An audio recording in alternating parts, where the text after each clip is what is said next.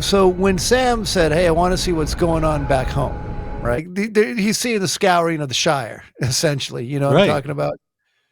It's like much like Sauron, like allowing Denethor to look at things that are going to happen, like the boats coming up the river, right? Right. It's like, oh, look, here come the Umbars, the Corsairs from Umbar. Yeah, the Corsairs of Umbar, right? But what he didn't show was it was like the ships, but it was Aragorn. You know what I'm talking about? So Denethor interprets it as a negative, but it's actually a positive. It's Aragorn coming to the rescue, right? But in a way, Galadriel almost did the same thing to Sam. Well, she does do the same thing. I mean, it's the idea, I think, is that you're given a vision, and she says here, like, some people bring the vision about in an effort to stop the vision from coming to fruition. You know what I mean? Right. Like it's not going to happen unless you change course to prevent it happening. Galadriel says, "Remember that the mirror shows many things, and not all have yet come to pass. Some never come to be, unless those that behold the visions turn aside from their path to prevent them. The mirror is dangerous as a guide of deeds." So it's like, if you try to act upon what the mirror tells you, it's actually going to bring about the worst case scenario. It reminds me of like one of those Chinese finger traps that if you try to extract your fingers, it's going to clamp down even more. And yet, Sam didn't turn away from his quest. But it still came to pass. It still came to pass. You know what I'm saying? Well, she said it's not. It's dangerous as a guide of deeds. So, but you think if he had turned away and gone back to the Shire prematurely, then the quest would have never been fulfilled, and then the scouring of the Shire would have been worse. Yes, possibly. But if you look back, can you roll back a page? Yeah. What shall we look for? And then she says, "Many things I can command the mirror to reveal," she answered, "and to some I can show what they desire to see. But the mirror will also show things unbidden, and those are often stranger and more profitable than things which we wish to behold."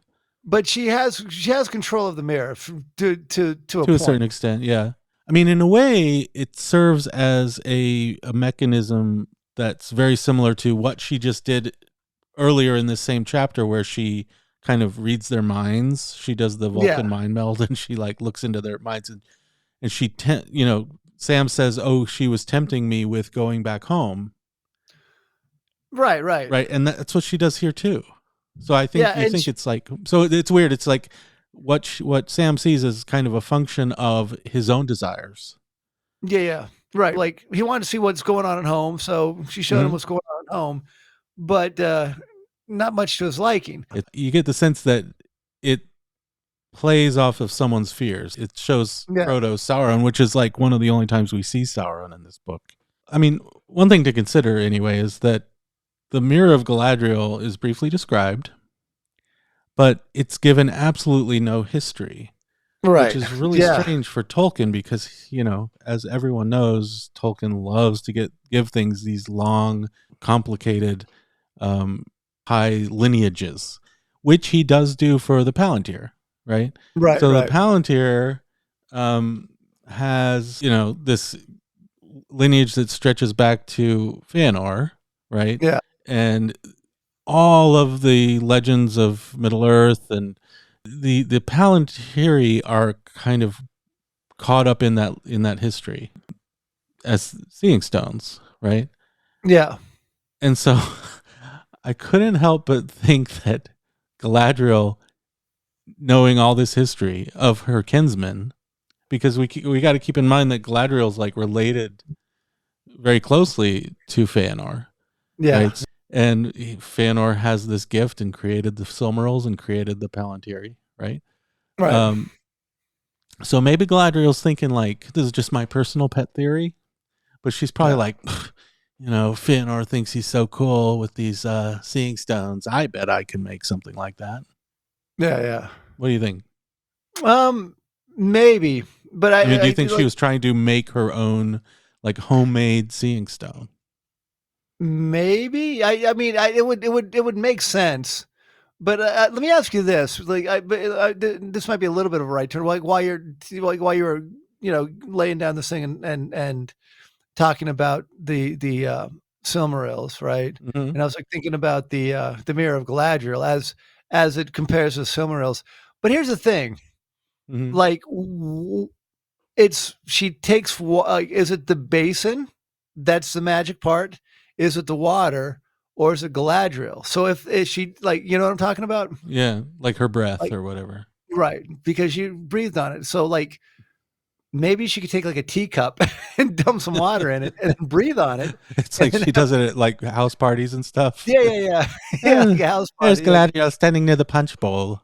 What's a she little doing? parlor trick, everybody. Blowing on the Yeah, punch bowl again. I know. Yeah, it's like a prank show. Like, I went to go get some punch and I saw my home burning down. Well, she keeps insisting, as she tells Sam and Frodo separately, like, do not touch the water. Right, Right. right. So maybe it has Yeah, something to do with like the breathing, and she casts a certain like ambience over it, and if you touch it, it disrupts the vision. Right. I yeah, mean, yeah. that's the assumption.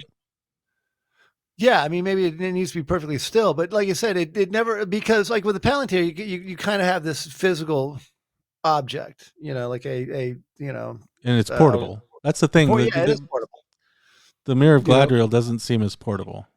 but you could kind of conjure it up anywhere that there's some kind of Water body of clean water and like a and a cup bucket of some sort, and a like a Galadriel bucket. and But no, but Galadriel I to mean, breathe on it. yeah, but they call it the Mirror of Galadriel, but it's like and it could be.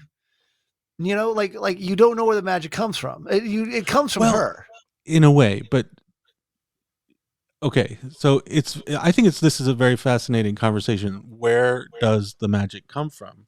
Yeah. And I don't think it's any accident that right after this conversation about this magic mirror and its function and its how it doesn't necessarily tell you what to do, and it responds to something that you bring to the table to a certain extent. It responds to your fears, it responds to your abilities and to your Yeah, yeah. to your level. It comes to you at your level in response to your fears or whatever. Right after this encounter with the Mirror of Galadriel, they have this extremely informative discussion about the ring. I mean, that's Yeah. actually the Mirror of Galadriel. The actual mirror is more of a segue than into talking about the ring, because they meet Sauron and then they start Yeah. talking about the ring. And in what terms do they talk about the ring? They talk about the ring in similar terms that they talked about the Mirror of Galadriel, in the sense that, like, Frodo's like, why can he's asking about the limitations of the power of the ring, and Yeah, yeah. Galadriel's like, well, have you tried to do different things with it? And it gives you I was like, power according to your power, he'll be just like, like the Mirror of no. Galadriel. It would have been funny. It's like, no, let me try. He puts it on. Yeah, with no thoughts. Like, I And want to fly. no, he puts it on, and like Galadriel's covering up like this. Yeah, I Frodo's know. like looking at her lasciviously, Oogling Galadriel. oogling Galadriel. Yeah, he's like, No, no, but not that power, not that power. yeah, no, no, like, but yeah, but no, it was an interesting conversation, and she did say that. Okay, there's a lot to unpack on this Oh, I know. I particular just kind chapter. of I dumped a lot there, but Yeah, do you want to go into any specific place? so let's go to Frodo's visions real quick. We can discuss Okay, because this is the first time Gandalf makes his reappearance. right. You know what I'm saying? Well, they had just been talking. That's the other weird thing. It's like they had just been talking about Gandalf, and I don't think that's any accident. That, I mean, if you look back right before Galadriel comes in on the scene, Yeah, they're hearing the elves singing about Mithrandir yeah, and yeah, and then lamenting they his loss, and that causes Frodo to pen this poem, yeah, yeah. which he doesn't usually do, No, right? no. And then Sam and Frodo are talking about Gandalf, right? And like, missing him and being very sad, saying, "Oh, I can't bear to bring the news to Bilbo." Yeah. So thinking about Gandalf, so it's just like no surprise that Frodo, the first thing Frodo sees, a long gray road, far away, a figure came slowly down the road, faint and small at first, but larger and clearer. As he approached, suddenly Frodo realized that it reminded him of Gandalf. He almost called aloud the wizard's name. Right. So, I mean, Yeah. again, he's kind of bringing this idea of Gandalf into the mirror. Galadriel clothed Gandalf in white when Guahir brought him back from. Oh, right. I forgot about that. Yeah. So, am I mistaken? Do you think she saw him naked? Did she? Right. Yeah, she saw Gandalf in all of his glory. But again, like with Gandalf though, like I assume that she sees the visions as these guys are seeing them, right? As the hobbits are seeing them. It's like they're watching television. Yeah, I mean, I wonder if that was like, oh, I've got an idea if Gandalf ever comes back. I mean, she's got to know what Gandalf is, right? I mean, like she knows that he's a Maiar or a Starry. Like they've got to know that he's going to come back. She's got to know that, right? I mean, right? Don't you think? Yeah, that's interesting. Like, so what they see is like an amalgamation of what Frodo was just thinking about, Gandalf, right? And maybe what obviously Gandalf gets clothed in white by Galadriel, right? So maybe she has a premonition of that future. Yeah. Yeah, but I never thought of that. That's interesting. But what I'm saying is like you can't kill like a demigod. You know what I'm saying? Oh, I see what you're saying. So yeah, she might suspect that there's this rumor that he's dead, but maybe not. And maybe that since she kind of knew where he fell, that she had sent people like Guahir and people to go out and to look for him because right. I mean, again, I'm sure her emissaries, just like the Black Lord has the Nazgul out flying around trying to scope the land.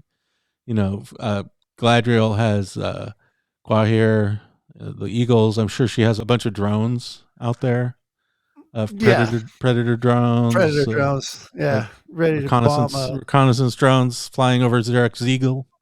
Right. But and again, and like.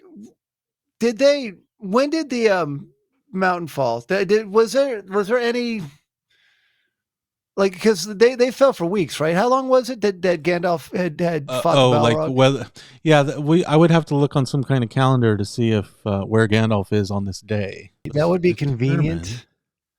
And lo and behold, we do. We have one provided by Reddit or somewhere. But this is a parallel timeline that follows the company and Gandalf. Oh wow! So, interestingly enough, really looks like. Hey, real quick, that looks like Yar's revenge from Atari. I don't know that. Okay. But what it reminds me of is like you ever see if you ever look up a band in Wikipedia, at the bottom it'll be like a timeline of like. Red is the bass player and orange is the singer. And like, oh, this one, jumped out and this one came in and this person died in a freak hang gliding accident. Oh, I see what they did. There's like the 9 colors of the. Right. So that's all the members. And eventually they all go off in different directions. There goes Red. And that's Gandalf. Yeah. The dark red, the kind of the maroon. Yeah. Magenta, dark red. Sweet. Is Gandalf, who on January 15th falls out of the company. Right. At the top there. So, and then he kind of veers off to the right where he's fighting the Balrog and the rest of the 8 companions kind of continue on without him. Right. Right. So then the 8 companions on January 17th arrive in Lothlorien and Gandalf is like fighting the Balrog the whole time. So while the companions are relaxing and eating like fine cheeses, Gandalf's like kicking cheeses I've never even heard the names of before. Yeah, Gandalf's out there fighting the Balrog on Xerek's Eagle. That's crazy though. January 15th. Like, how long did he? He pursued the. Okay, so that's when they get to the peak. Yeah, the fight started on January 15th. So he ran for 2 days up the damn steps. So they were fighting, and then he became a thing of slime, and then he's still fighting the Balrog 8 days later, and then he climbs to the top of Xerx's Eagle. And 3 days later, so they fought for 3 days on Xerx's Eagle, and he cast down the Balrog on January. Yeah, but check it out. Sorry, 2 days. My math. Yo. Do you know how good your cardio's got to be to run upstairs and fight a Balrog? That's amazing. That's some amazing triathlon training. Yeah, I know, man. That's not even decathlon. I mean, like I don't know if you've ever like trained or not, but like when you first start training, like 30 seconds and you are done. You know what I'm saying? Like, you mean fighting training? Yeah, like 30 seconds and you're like No, I box with my kids sometimes. Yeah. And they're like 12 years old, 12, 8. Yeah. We're like just sparring, and after about 10 minutes I'm like, obviously I'm not in the best shape, but like I'll be like, okay, daddy needs a break. Right. But I'm talking about like if you're really like seriously sparring, like a minute and a half seems like forever. Yeah. But and then running up a mountain where the air is thin. Yeah, with a sword in your hand. God, Gandalf like glamdring. Yeah. Yeah. Fighting a thing of slime. Yeah. It's crazy. Anyway, but all this is to say. Go ahead. Here's an interesting thing that I'm just seeing. Can I point this out? Sure, yeah. Valentine's Day, they're at the Mirror of Galadriel. Maybe Frodo was trying to give Galadriel the ring for Valentine's Day. That's so sweet. Never thought of that. That's why they were so intent. Actually, Sam wanted to give her the ring too. They were both very intent on giving Galadriel the ring on Valentine's Day. Yeah, it's like what could that mean? What are those hearts where it's like be mine? What could that possibly mean? Oh, they both have little hobbit crushes on Galadriel. Yes. That's cute. But interesting enough, Gandalf returns to life. Oh, yeah. On February 14th. So but that's the interesting thing. So here, we were just talking about how Galadriel shows this vision, or the Mirror of Galadriel shows this vision of Gandalf, right? We were speculating that, it's probably going on in Frodo's head because he was just talking about Gandalf. He's probably been thinking about Gandalf a lot. But the Mirror shows an alive Gandalf, right? Right. But that's the thing. It's like it shows the alive Gandalf right when Gandalf comes back to life. Right. On February 14th. Yeah. I mean, I would go so far as to speculate as like at that very moment he comes back. Right when he appears on screen on the shimmering water, his eyes light up and he's like, I'm back to life. But the other thing we can verify from this little timeline is something very interesting. They say farewell to Lorien, right? Right. And the very next day, who should appear in Lothlorien? But Gwahir. But Gwahir. But what does Gwahir have in his little talons? Those big talons. Gandalf. He's got a little Gandalf. So let's speculate on this. Instead of... Okay. So basically the company missed getting their Gandalf back by 1 day. Right. And they weren't pressed to leave Lothlorien. It was kind of like... I know. It was kind of like more like, maybe we should go now. Oh, okay, here's your Limbaugh bread. And tally-ho, be off with you. Yeah, no kidding, man. It's like they could have been like, "Oh, damn, it's Gandalf. Let's let him get healed up, and like he could tell us what he was thinking."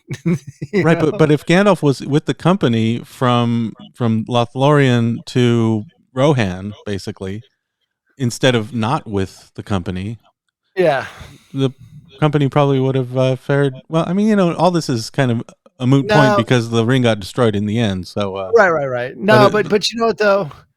I think look, if this were real life, obviously everything happened for a reason. You know what I'm talking about? Yeah. Because like Merry and Pippin, like Merry and Pippin might not have like gone to Fanghorn and riled the Ents up. Ooh, like, I know. Yeah.